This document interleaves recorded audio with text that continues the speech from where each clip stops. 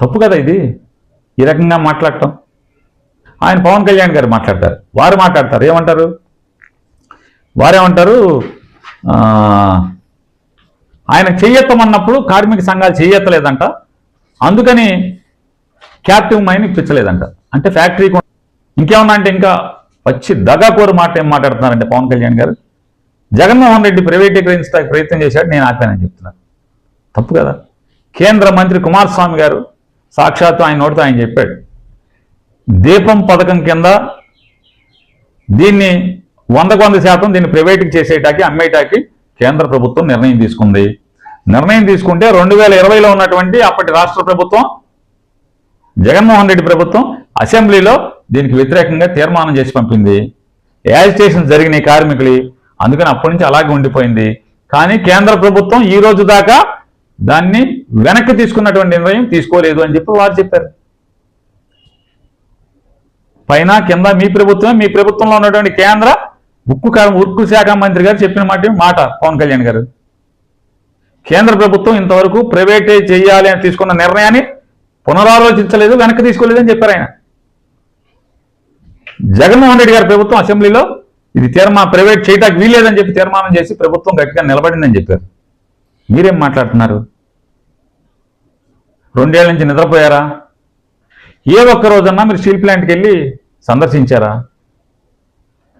ముఖ్యమంత్రి గారు ఏం చెప్పాడు, స్టీల్ ప్లాంట్ ప్రైవేట్ అయిపోతుందంటే దానికి మూల కారణం కార్మికుల యొక్క ఆలోచన సరళే అని చెప్పాడు. ఏమంటారు దాన్ని? తప్ప ఒప్ప, ఎవరు దివాళా కోతనం, ఎక్కడ ఎలా ఉండాలో, ఎక్కడ ఎలా ప్రవర్తించాలో, చావు దగ్గర ఎలా ఉండాలి, చావు దగ్గర చనిపోయిన ఇంటికి వెళ్ళినప్పుడు ఎలా మాట్లాడాలి, ఇటువంటి సంస్కారం అన్నా మీ మంత్రులకి నేర్పితే కనీసం సమాజం మీ పట్ల ఏహ్యక భావంతో అసహించుకునే ధోరణన ఆగుతుంది. అంత నీచంగా మాట్లాడటం, నీచంగా ప్రవర్తించటం, కుసంస్కారంగా వ్యవహరించటం, వీరి మరణం అన్నా, ఈ కార్మికుల యొక్క మరణంతో అయినా మీరు కనువిప్పు చేసుకుని మీరు క్యాప్టివ్ మైన్ ఇప్పించటానికి, ఆ స్టీల్ ఫ్యాక్టరీని ప్రైవేట్ పరం కాకుండా కాపాడటానికి నిజాయితీతో పనిచేయమని చెప్పని, అలాగే కార్మికులకి రాష్ట్ర ప్రభుత్వంలో పర్మనెంట్ ఉద్యోగాలు ఇవ్వాలి.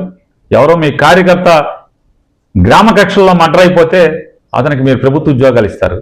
ఇవాళ కేంద్ర ప్రభుత్వం యొక్క ఆలోచన సరళి వల్ల, ఆలోచన విధానం వల్ల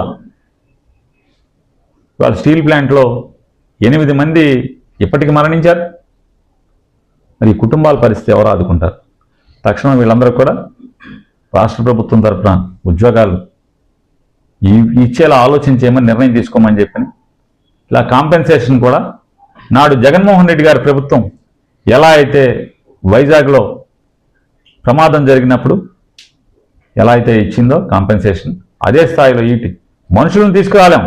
లోకేష్ గారు, పవన్ కళ్యాణ్ గారు, చంద్రబాబు నాయుడు గారు మనుషుల్ని, ప్రమాదంలో మరణించినటువంటి మనుషుల్ని మళ్ళీ మనం తీసుకురాలేం.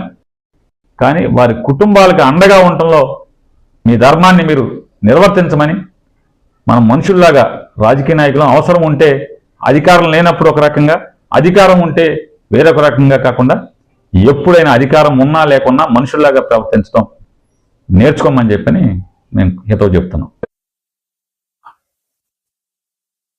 పవన్ కళ్యాణ్ గారు మీడియాతో మాట్లాడుతూ, నేను ఈరోజు విశాఖపట్నంలో పవన్ కళ్యాణ్ గారు మీడియాతో మాట్లాడుతూ ఏం మాట్లాడతారు, జగన్మోహన్ రెడ్డి గారు ముఖ్యమంత్రిగా ఉండగా అంట స్టీల్ ప్లాంట్ని అమ్మేద్దామని చూశాడంట. స్టీల్ ప్లాంట్ని అమ్మేద్దామని చూశాడంట. ఈయన ఏదో కాగితం మీద రాసుకెళ్ళి సెంట్రల్ హోమ్ మినిస్టర్ గారికి ఇవ్వగానే వెంటనే ఆపేశారంట. మాట్లాడటానికి అంటే రాజకీయాల కోసం ఎంత దిగజారైనా పవన్ కళ్యాణ్ గారు ఏమైనా మాట్లాడతాడు, ఏమైనా చేస్తాడు. ఎందుకంటే పవన్ కళ్యాణ్ గారు ఇది దుర్మార్గం కదా మీరు మాట్లాడేది, నీచం కూడా కదా అది. చూడండి కేంద్ర మంత్రి గారు ఏం మాట్లాడుతున్నాడు, ఏమని చెప్పాడు కేంద్ర మంత్రి గారు? In Covid period 2018-19 and 2020-21 they earned the profit of 92 crores and 930 crores in that 2 years. But ultimately, in 2021 January, I think, our Deepam, they have decided to disinvestment for 100%. To go for the selling of the unit to privatize the unit 100%. But during that time, Andhra government, they have passed a resolution in the Andhra Assembly opposing this disinvestment decision. Even though downfall was there in COVID period, 2018. కేంద్ర మంత్రి గారు 2025లో చెప్పాడు ఈ మాట. 2025 జనవరిలో విశాఖపట్నం వచ్చి చెప్పాడు. ఏమని? ఆ రోజు కేంద్ర ప్రభుత్వం మొత్తం దీన్ని అమ్మేయడానికి నిర్ణయం తీసుకుంది, 100% అమ్మేయడానికి నిర్ణయం తీసుకుంది. జగన్మోహన్ రెడ్డి గారి ప్రభుత్వం అసెంబ్లీలో తీర్మానం చేసింది, కార్మిక సంఘాలు గొడవలు చేసినాయి, అప్పటి నుంచి ఆగిపోయి ఉంది ఇది. అంతేగాని కేంద్ర ప్రభుత్వం అనేది వెనక్కి తీసుకోవడం కూడా జరగలేదు ఇప్పుడు దాకా. అలాగే డిజిన్వెస్ట్మెంట్ చేసేయాలి అనేటువంటి నిర్ణయం లైవ్ లో ఉంది అని చెప్పి వారు చెప్తారు. మరిన్ని వీడియోల కోసం మన సిద్ధం స్టూడియోస్ ఛానల్ సబ్స్క్రైబ్ చేయండి. జై జగనన్న.